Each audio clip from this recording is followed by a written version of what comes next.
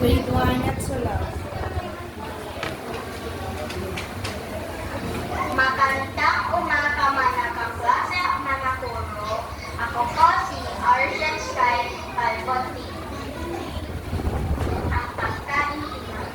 Ang pagkain Pinoy ay napakaraming klase.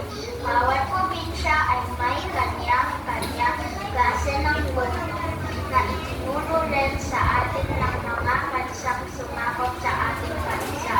Noong unang panahon, nabuhay na ang mga Pilipino sa nilagang, kagaya ng talakot ngayon, nilagang sa nasaba at nilagang kamote.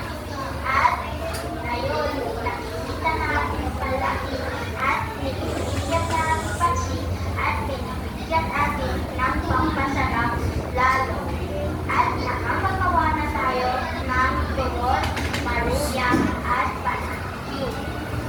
Gamit ang nilagang sakit na saba at nilagang kamote. At nilagang kulay, kagaya ng nilagang okra at nilagang talong. At ngayon naman ang nilagang kamote.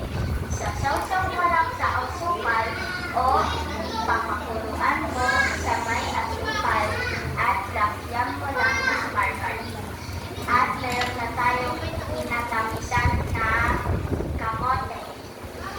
At pwede rin natin ipalit sa kanin at masarap at masustansya. Mga kaklase ang manahulog, sana